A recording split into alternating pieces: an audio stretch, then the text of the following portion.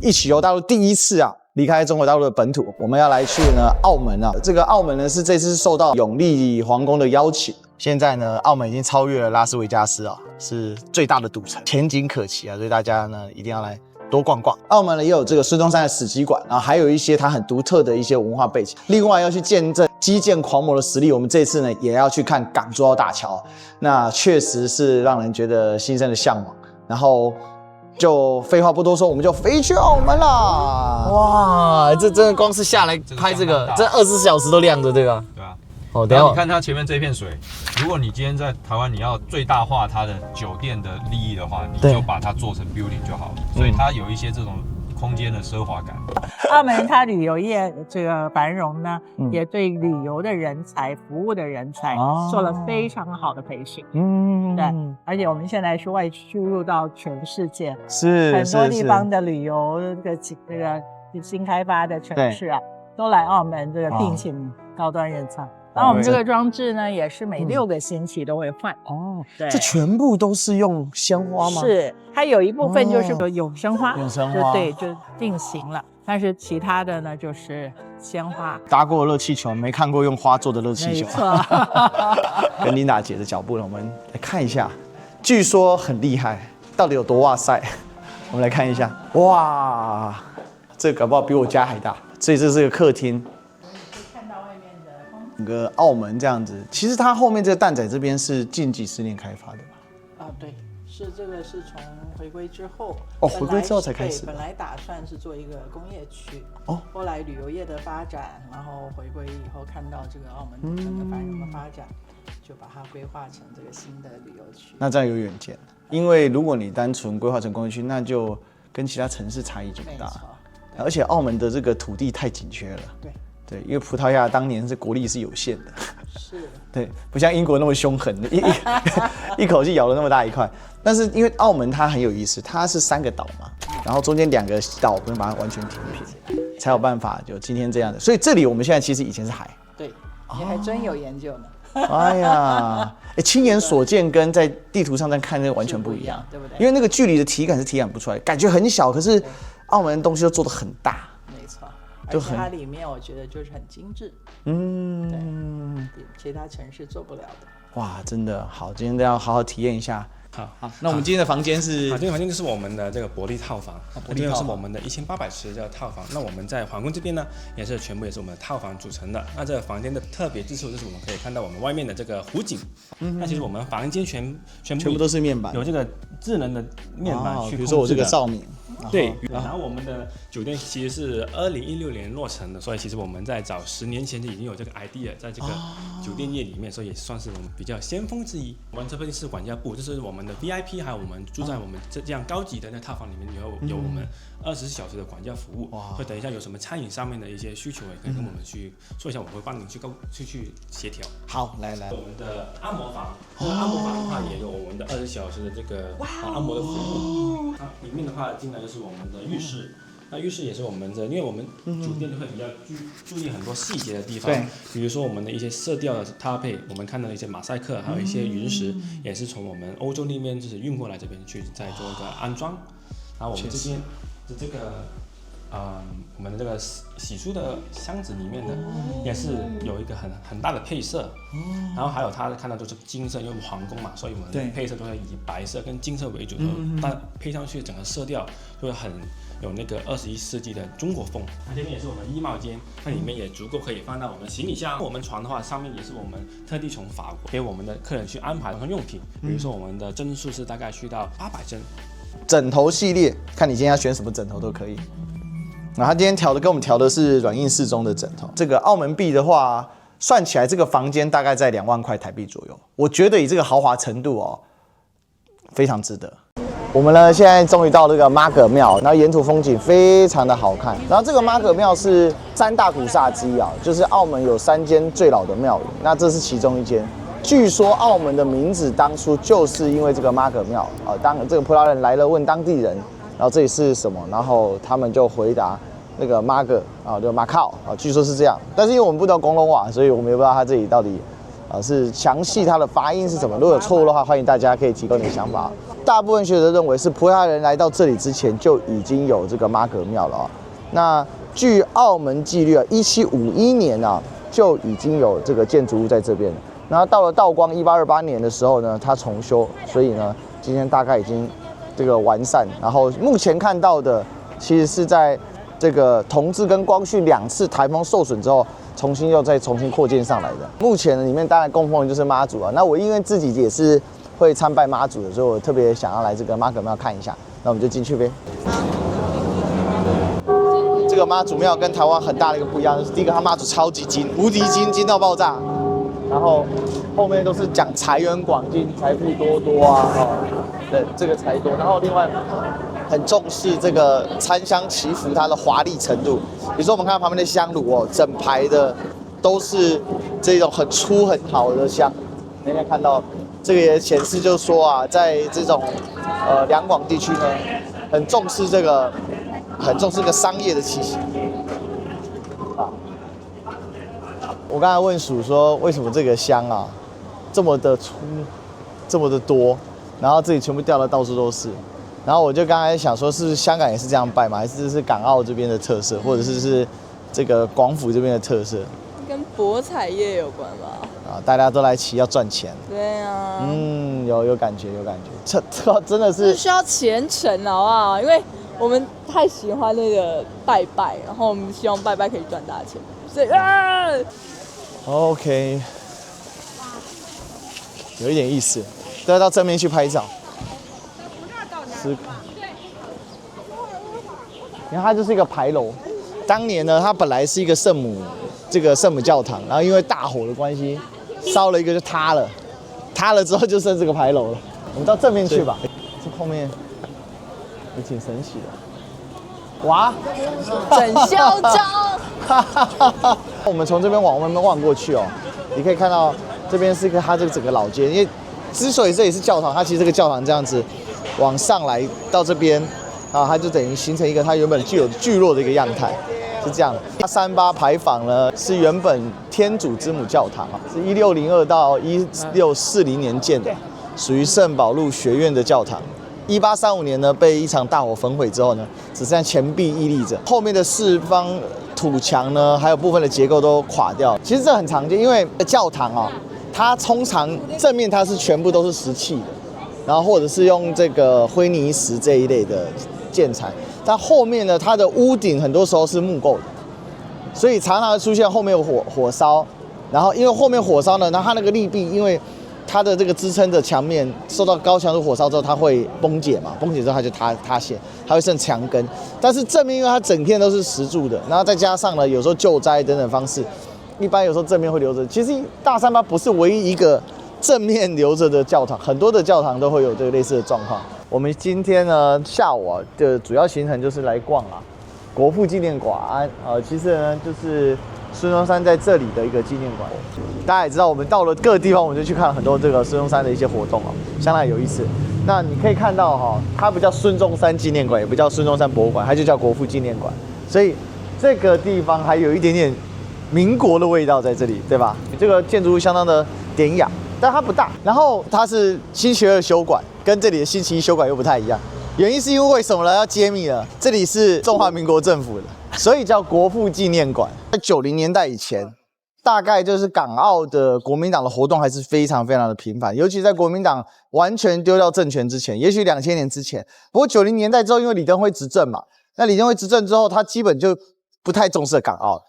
因為以前在港澳是為什麼呢？兩個點，第一個是港澳這邊是屬於在大陸的外緣嘛，所以這邊有很多的什麼呢？就是左派人士，然後右派人士就國民黨，左派人士就共產党。就左右之爭不管在澳門或者在香港都非常的多。像香港有一個非常知名的東西叫雙十暴動，當時也死了很多人。雙十暴動其實就是共產黨跟國民黨的支持者在香港裡面，當然也很多特務，但很多特務其實就變成用黑道的，或者是我們講的就是古惑仔的形式的存在。比如說呢，這個香港古惑仔電影哦，裡面的那些有背景的黑幫，包含在澳門，他們又港澳又很近，他們的活动也很频繁。比如说很有名的 12K， 独立 12K 叫向前将軍，向前将軍的其中的兒子向華強、向華勝。那向華強、向華勝，我想今天大家就很知道，這個向前的孫子叫做向左、向右。那這個他的兒媳婦向太，這個大家應該都會知道他是誰。他們呢，當時組成的這個向氏電影公司到現在還在。那裡面呢很有名，就跟周星馳拍了很多電影。所以這裡面，那他們在香港跟澳門的活動很多，因為香港跟澳門是可以跨界，坐船就跨界了。所以以前没有港珠澳大橋嘛，就坐船，那就很好偷渡走私，就利用澳門做個支點這樣子。那因為澳門呢，這個人比較少，然後再加上呢，葡澳政府的管理很不咋地，他們对葡國其實沒什麼感情。對，然後對你說到沒錯了，澳門人對葡萄牙真的感情真的還好，因為葡萄牙真的是一個二流國家，就講白了就是這樣。但是，所以這也但是如此剛好證明了。就是澳門的改變跟飛升，其實是在回歸99年回歸之後，而且這也很有趣，是97香港回歸，99澳門回歸剛好在一起。所以為什麼1990年代以前，當時還是蔣氏家族在執政的時候，在港澳就有大量的國民黨員在活動，裡面也不少特務，然後還有很多就是組織起來的。而且在那個年代，因為澳門跟香港還沒回歸，反而那時候的人對殖民政府是有批判的。所以他們對於這個認同中國、認同中華文化這件事情是強烈的。那我們回到我們這個獻祭陷阱啊，其實在這個背景之下呢，國民黨就會致力於保留一些在香港跟澳門的存在感。那這個其實就是一個很大的關鍵。那為什麼這裡是這樣啊？因為這個孫中山一輩子大概有3個明媒正娶的老婆哦，日本那個也算。然後呢，跟過他女人大概有5個啊，就是盧慕貞、陳慧芬，然後陳翠芬，然後再來是大月薰，然後還有一個是一個小妾，然後再過來呢，其實最後一個就是宋慶齡。這裡呢很有意思，因為孫中山跟宋慶齡在一起之後呢，基本上就比較少跟盧慕貞來往了，因為尷尬吧。好，那也很少，就像陳翠芬也很少來往。不過這邊就是後來盧慕貞夫人，她就住在這裡，長居於此，一直住到1952年。他過世，哦，這感覺就有了，對吧？所以今天這裡是很重要。1930年哦，就是民國19年，然後當時火藥庫爆炸嘛，然后就把這邊給損壞了。損壞了之後，就後來是澳門政府撥這個賠償金。後來呢，1952年9月7號，盧夫人在這裡過世嘛，然後1958年啊，就故居設為國父紀念館。孫日興呢是那個他小時候真正的名字。哦，他最早的乳名叫帝象，就相當於是像我兒子叫邦仔、偉仔，就是這個乳名嘛，哦。然後呢，這個孫日興，那後來呢是孫中山自己改名叫逸仙，但逸仙呢，這個一般有時候又叫號，不過他一般自稱叫孫逸仙，所以尤其是在廣東話裡面，所以 Dr. 孫逸仙就是孫逸仙的意思。那另外呢，這個他的這個族譜的名稱叫孫德興，因為他是德字輩的，然後他的哥哥叫孫德章。一般我們稱孫梅，那這個樓子就是孫梅出資蓋的，所以孫梅啊，他大概有一個很重要的事情是什麼？專門幫孫中山安置家屬，包含誰？包含這個陳翠芬，後來去了南洋也是孫梅負責的。當時其實民進黨政府就是以威脅的方式要，等於說你如果搞我，我就把這裡賣了。為什麼？怎麼有這種政府啊？打自己的小孩啊？有病啊！把孫中山盧夫人把孫中山的這個醫館給賣了，是瘋了嗎？真的，你很難理解這個政府到底在想什麼。好，是這樣子的，來，鏡頭，需要啊！實名舉報。他們這個要賣這個地方呢，有一個很重要的原因，就是那幫青鳥們覺得呢，說孫中山跟台灣沒有關係，因為孫中山是在大陸那邊做事情。然後呢，他們說啊，那跟台灣完全沒有關係。我們為什麼在國會的時候要掛國父的像？國父的孫中山一輩子去了3次台灣，所以台灣還有中山樓啊。有一次他到台灣在陽明山開會，那樓後來就叫中山樓，今天還在。1900年、1913年、1918年。孫翠芳是誰的小孩呢？我跟大家講，最好笑。孫翠芳是孫科的非婚生女，而且2個還不同媽媽。孫科跟他爸一樣，女人很多。對，非婚生女，所以這個孫科的嫡支不承認孫穗芬、孫善芳。孫科是孫中山的唯一的公子，但是孫科他的孫穗芬跟孫穗芳這兩個姐妹雖然是不同媽媽生，但兩個姐妹感情挺好的，她們一致團結，希望她們可以納入正支，就可以被承認。但是孫科家族是一直不願承認他們，然後但是他們很認真做了很多工作，包含到各地去搜羅國父的子女，或者是孫家的家系。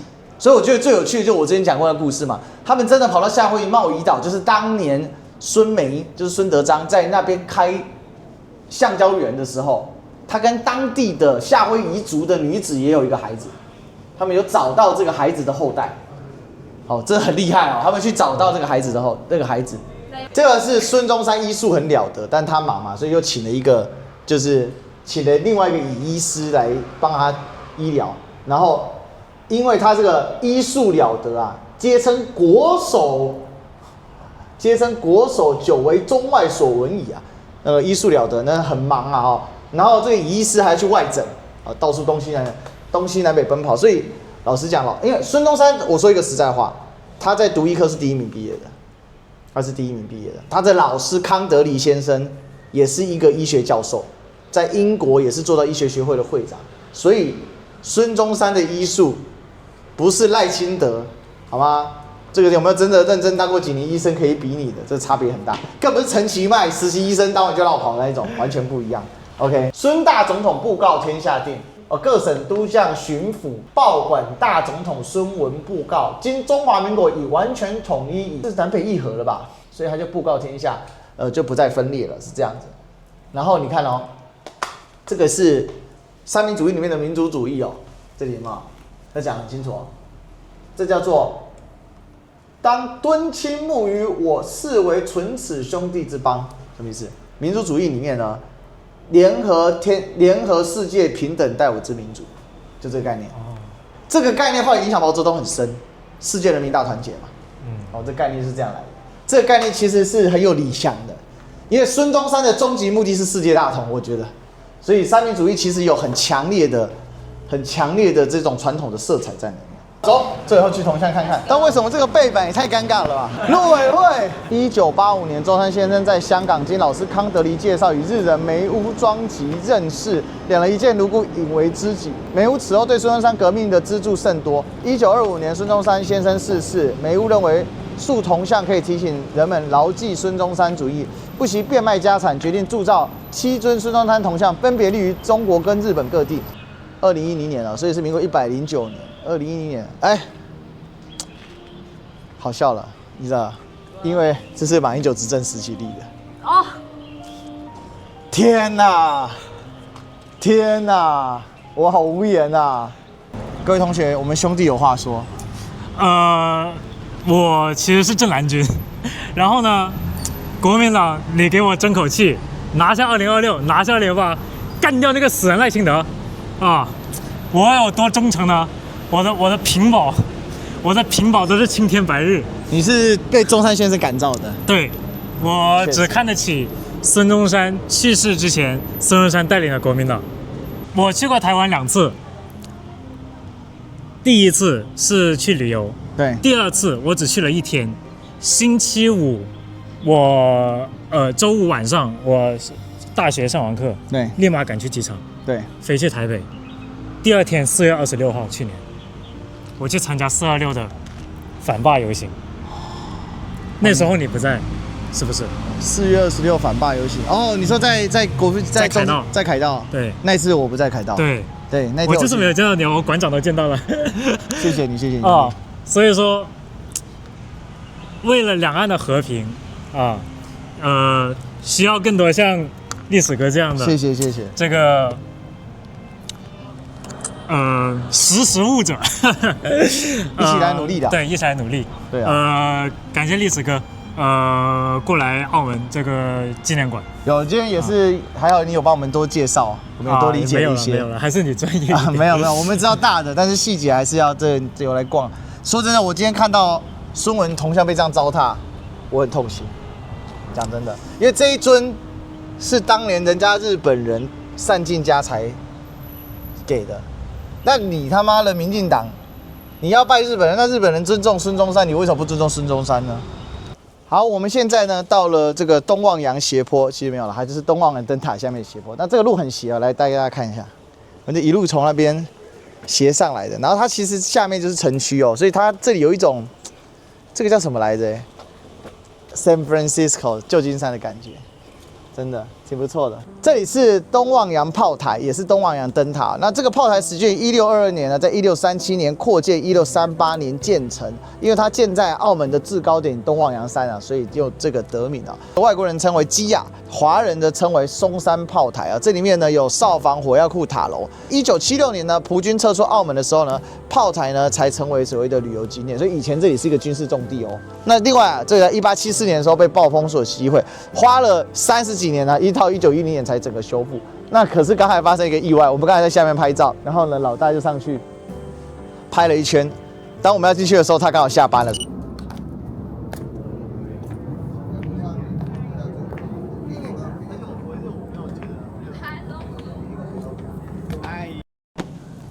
こんにちは。こんにちは。下班了。哎，我们下班了。好吧。好，謝謝。哇。他下班了，GG， 所以大家就透過鏡頭來看這一切。但是這個很有意思，你看這個炮台哦，它這個不是磚頭，它這個是這個類似海枯石那一種的，一顆一顆把它砌上去，所以你看這個比鄰截刺的相當有趣。大家好，歷史和李修，我們現在呢在港珠澳大橋的關口處，然後它這裡再進去就是要進去邊檢大廳，但是因為我們這一次在排這個行程的時候，沒有把它調查得很清楚，那遇到一個小問題，就是如果我們要進去的話，那就要過境。那因為我們有團隊成員，天空編呢，他進澳門他是一次性的，所以如果他出去的話，他還另外申請，那就回不來。所以我們後來打算呢，從另外一個角度來看這整個大橋。嗨，大家好，我們現在呢的尋找港珠澳大橋遊記，教大家如何在不進入過關的情況之下，在澳門呢來看港珠澳大橋。我們已經試了從友誼大橋試到澳門大橋，現在從澳門大橋再回蛋仔島。我們今天就在蛋仔島跟澳門島之間這樣跑來跑去的。到了，看到了，好，我們剛才終於在大家伸長脖子，再加上呢，這個司機大哥呢，極限操作之下，努力的看到了港珠澳大橋，但確實很壯觀哦，因為它過去之後就是好幾個大型的那種吊拱橋這種的，然後非常的大，一路這樣子咻就往海裡面衝進去了，我們完全看不到對岸了。港珠澳大橋呢，這個總長是55公里哦，花費是1269億人民幣，所以是一個也可以說是國之重器吧，大國工程。其實它主要展望的還是未來整個港珠澳大灣區的一個發展。那剛建成之初，很多人說它的這個用量啊，它的這個車流量好像還沒有到。但是我認為長期來說啊，這樣的建設只要它出現了，它的使用就會增加。因為整個澳門啊，真的是勃勃生機，萬物緊發哦，這到處都在蓋，到處都在新建。它的整個這個博彩業啊，還有整個觀光業的發展是非常迅猛的。澳門也被認為是一國兩制示範最成功的地方，因為澳門的這個特色在於說啊，它過去它的一國兩制呢，不是像香港啊，這個港英政府它的整體的治理水平啊，還是相對可以的。但是澳門的話，因為過去葡萄牙政府它的這個治理水平不咋地啊，所以在一國兩制之後呢，能夠保存這個不管是博彩業啊。還有它的這個本地的自己特色啊，包含澳門基本法其實跟香港基本法也有很大的差異。比如說澳門基本法裡面它是必須有駐軍，香港基本法裡面是必須得有駐軍，然後這是有差異。但是事實上，葡萄牙政府在澳門當年是有駐軍的，好，就像我們去看了那個東望洋炮台，它以前是葡軍在駐紮的地方，但是到了回歸的時候，它才把它給這個交出來的。所以它其實有很多不一樣的地方，但是澳門整體的治理的狀況。在他1999年回歸之後呢，整體治理狀況是頗受本地居民肯定哦。大家好，這裡呢是亞婆井前地哦。那你可以看到這邊都是這個葡式的老建築物哦。為什麼？因為這裡據說最早有一個亞婆井，是一個山泉水。那葡萄牙人來到澳門的時候呢，他們第一個問題是飲水問題哦。那澳門這個地方，它以前早期都是泥灘地，比較缺水。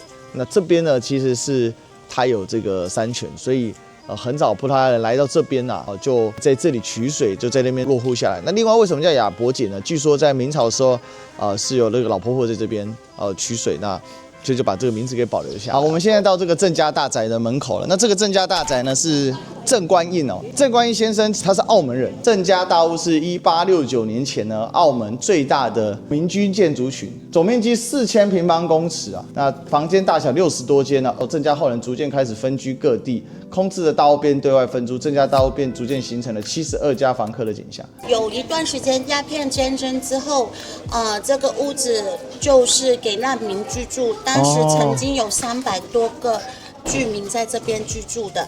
隨着不同的居民遷入鄭家大屋，屋內聚集着各種不同階層、不同背景的租客，形成了一個獨特的生活社區，如同澳門社會的縮影。直到90年代後才逐漸搬出。然後在02年的時候，政府再回收回來，經過了7、8年的翻新，給遊客跟市民欣賞。修築過程中發現有18層顏色哦，也就是說他們一直反覆在翻新，然後他去發現了這個裡面顏色。這個是古宅修復裡面很重要，就是如何了把那個包漿跟包漆呢，把它給一層一層剝下來，可以還原它的真實的原本漆的樣貌。那因為鄭觀應他是一個中國近代很重要的思想家嘛，盛世危言影響很大，包含毛澤東、孫中山都受到盛世危言的一個影響。盛世危言裡面呢，介紹了很多當時西方的一些實際的概況，並且呢，鄭觀應提出了他自己個人的一些看法，比如說在西方那些民主啊，各種東西的。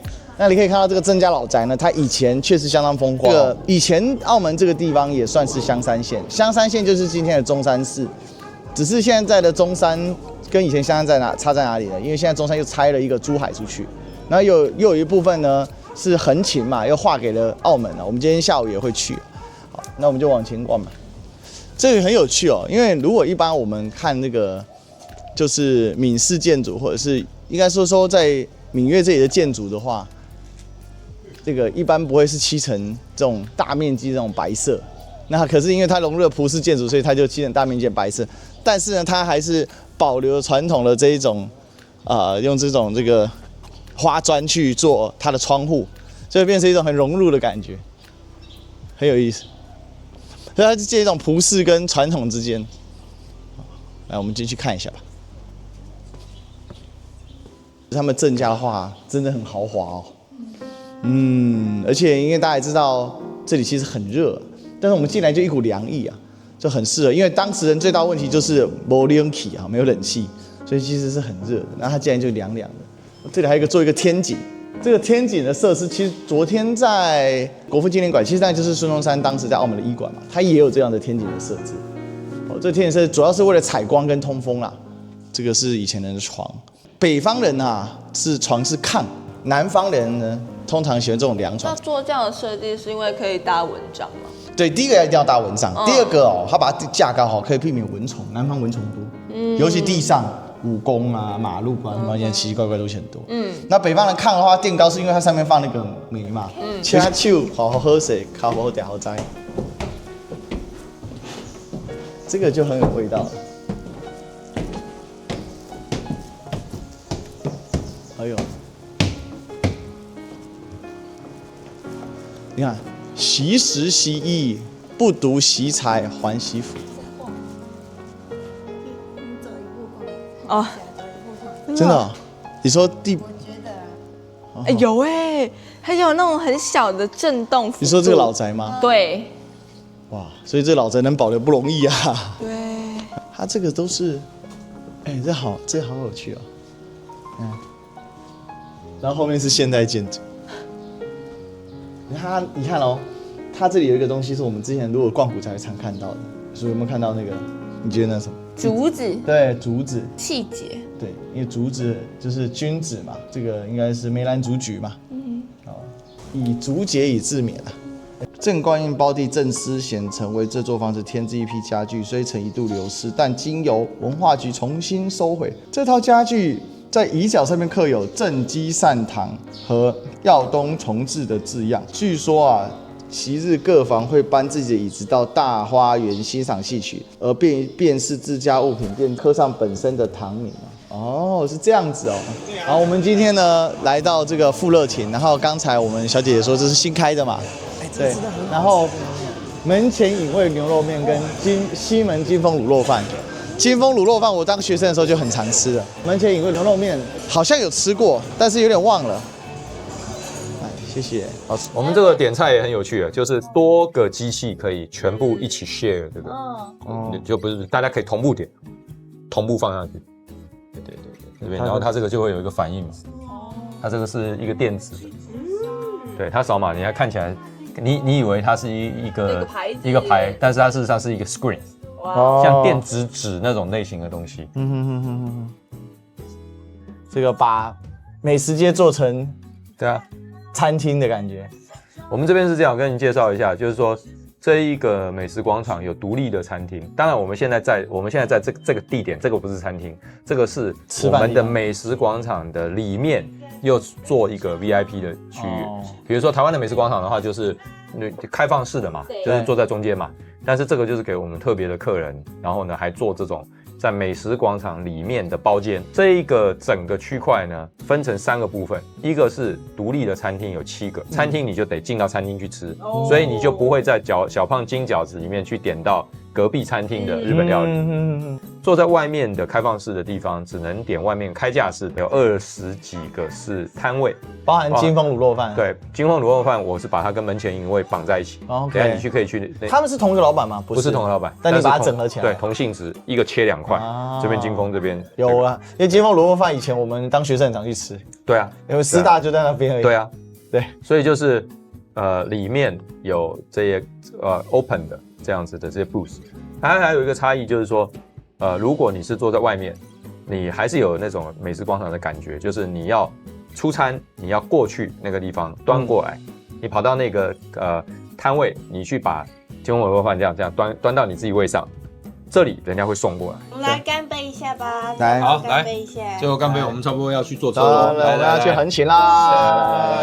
各位弟兄，我們現在呢到了這個澳門的出境的關卡，那要去珠海的橫琴。橫琴很特別，據說是澳門跟珠海共管，它特別開放，算是增加澳門的腹地哈。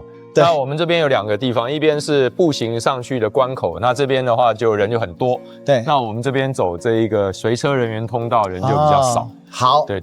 那它這個是一地兩檢，什麼是一地兩檢呢？就是理論上的話，你出橫琴，就是你出中國大陸嘛，大陸有一個邊關，然後呢，澳門在一個邊關，然後但它這邊就等於說，它2個邊關合在一起，對，出跟進就各檢一次，對，這樣就好了，就在一地兩檢。2個座位，然後是排在一起。對，它就直接一起剪，好，這樣速度快很多。對，速度比較快。到達橫琴，哦，這個在台灣是沒有這種感覺的，就是過個關好像很簡單。在台灣過關就要坐飛機啊，對啊，要不然就坐船啦。這種概念的話，就有一點像，比如說歐盟嘛。對，你從比利時到隔壁的捷克或哪邊，跨條線就到。對，跨條線就到。歡迎我們的會長張木正會長，會長好。好，你好。這裡是海峽的一個交流中心嘛，海峽兩岸青年文化交流中心。哎，對，所以呢，這個是會長呢在這邊給大家來算是服務一下，然後也是這個園區的這個經營哦。所以會長給我們介紹一下你這個海峽兩岸青年交流中心呢。好，謝謝。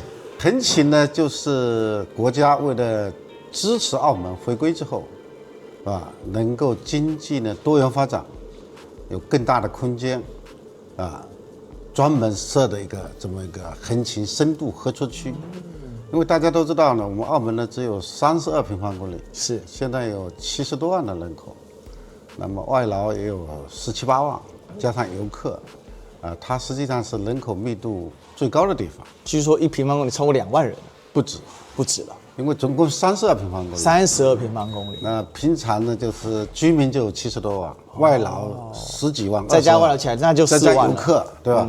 哇，那麼呢，太驚人了。實際上呢，人口密度是非常高。那麼在這種情況之下，澳門的經濟結構又能夠更好的、更健康的結構，更持續的發展，那麼呢，就需要更大的空間。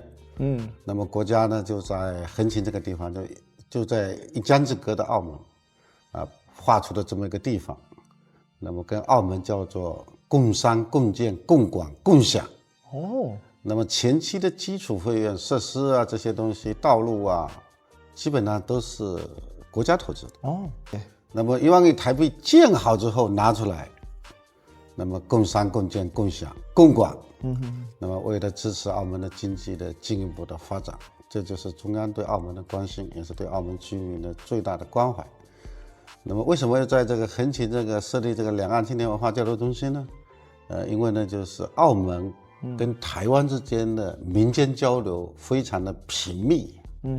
那麼呢，去年跟前年，前年的數據呢，就台灣呢到澳門呢就是入關的人數達到80多萬人次。我們呢也希望呢，就是說台灣的年輕朋友有更多的这個機會了解澳門，了解一國兩制，了解大灣區，那麼了解就是個橫琴深度合作區，橫琴的這個深度合作區呢，對我們台灣的這個企業年輕朋友來這裡創業，是有很多鼓勵政策的。我最喜歡談實處問題了，才能夠把問題走實處去。你如果從實處去談，你問題走不到實處，你就永遠意識形態。然後我們等一下跟會長來一場這個直播來聊一聊，所以呢，我們這個等一下大家可以到直播來看。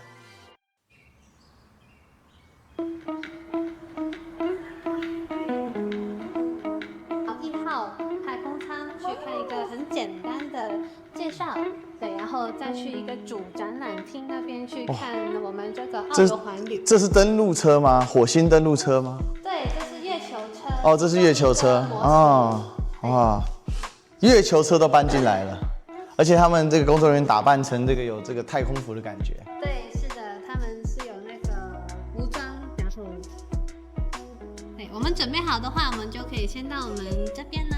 走，走，來你看。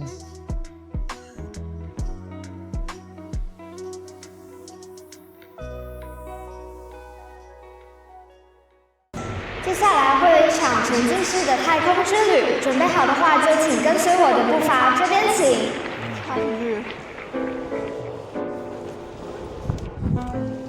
Fly me to the moon, let me play up there with those stars.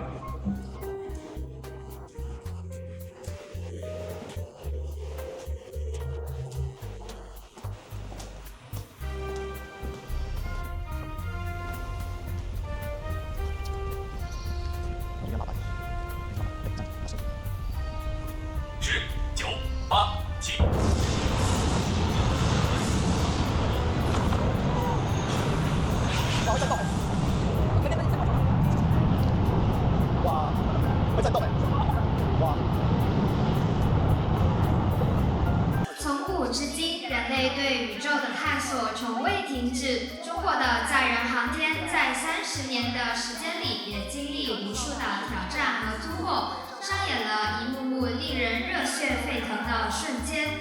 讓我們一起回顧着激動人心的歷史，共同展望中國未來更多對宇宙深空的深入探索。10、9、8、7、6、5、4、3、2。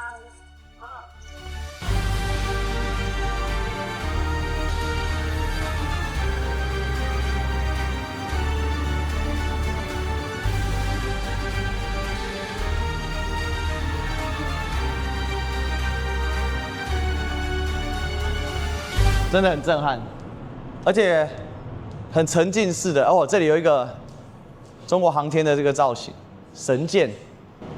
來，今天的封面就靠這個了。好，謝謝。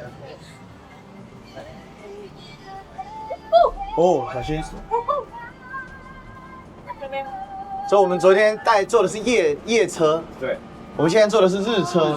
而且你可以發現我們這邊的一個設計哦，就是說外面的放的音樂跟裡面的這個音樂是完全同步的。